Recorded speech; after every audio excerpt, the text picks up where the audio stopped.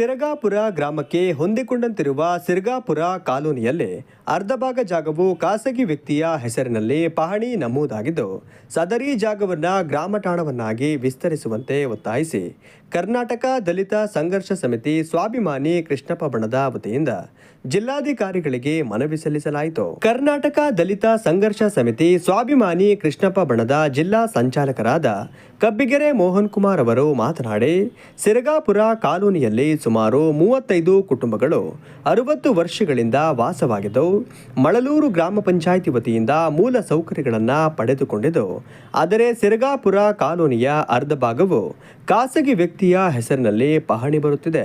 ಉಳಿದ ಜಾಗವು ಗ್ರಾಮ ಠಾಣವಾಗಿರುತ್ತದೆ. ಆದ್ದರಿಂದ ಖಾಸಗಿ ವ್ಯಕ್ತಿಯ ಹೆಸರಿನಲ್ಲಿ ಬರುತ್ತಿರುವ ಪಹಣಿಯನ್ನು ರದ್ದು ಮಾಡಿ ಗ್ರಾಮ ಠಾಣ ಜಾಗವನ್ನಾಗಿ ವಿಸ್ತರಿಸಿಕೊಟ್ಟು ಸಾರ್ವಜನಿಕರಿಗೆ ಅನುಕೂಲ ಮಾಡಿಕೊಡಬೇಕು ಎಂದು ಒತ್ತಾಯಿಸಿದ್ದಾರೆ.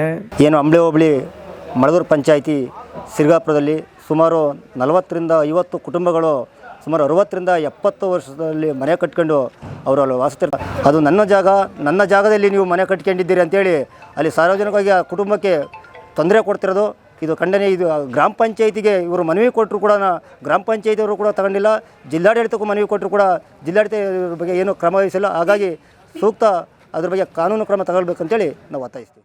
ಮಳಲೂರು ಗ್ರಾಮ ಪಂಚಾಯಿತಿ ಸಿರಗಾಪುರ ಗ್ರಾಮದ ಕಾಲೋನಿಯಲ್ಲಿ 35ರಿಂದ 40 ಕುಟುಂಬಗಳು ಸುಮಾರು 40-50 ವರ್ಷಗಳಿಂದ ವಾಸವಾಗಿದ್ದು, ಅಲ್ಲಿ ಗ್ರಾಮ ಪಂಚಾಯಿತಿ ಕಡೆಯಿಂದ ಮೂಲಸೌಕರ್ಯ ಪಡೆದುಕೊಂಡಿರ್ತಾರೆ.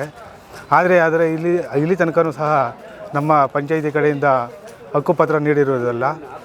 ಆದ್ದರಿಂದ ಅಲ್ಲಿ ಪಕ್ಕದಲ್ಲಿರುವಂತಹ ಜಮೀನಿನವರು ಇದು ನಮಗೆ ಸೇರಿದ್ದು ಅಂತೇಳಿ ಊರಿನಲ್ಲಿ ಗಲಾಟೆ ಮಾಡ್ತಾಯಿರ್ತಾರೆ. ಆದ್ದರಿಂದ ಪಂಚಾಯಿತಿಗೂ ಸಹ ನಾವು ಲೆಟ್ರ್ ಕೊಟ್ಟಿದ್ದೇವೆ. ಆದರೆ ಇಲ್ಲಿ ತನಕ ಅವರು ಯಾವುದೂ ಕ್ರಮ ತಗೊಂಡಿಲ್ಲ. ಆದ್ದರಿಂದ ಜಿಲ್ಲಾಧಿಕಾರಿಗಳ ಗಮನಕ್ಕೆ ತಂದು ಇವತ್ತು ಅದಕ್ಕೆ ನಮ್ಮ ಸಂಘದ ಕಾರ್ಯಕರ್ತರು, ಸಂಘದ ಲೀಡರ್ಗಳಿಂದ ನಾವು DC ಅವರಿಗೆ ಮನವಿ ಕೊಟ್ಟಿದ್ದೇವೆ. ಅದರ ಬಗ್ಗೆ ನಮಗೆ ಹಕ್ಕುಪತ್ರ ನೀಡಬೇಕು ಅಂತೇಳಿ ನಾವು ಈ ಮೂಲಕ ನಾವು ಕೇಳ್ತಾ ಇದ್ದೀವಿ.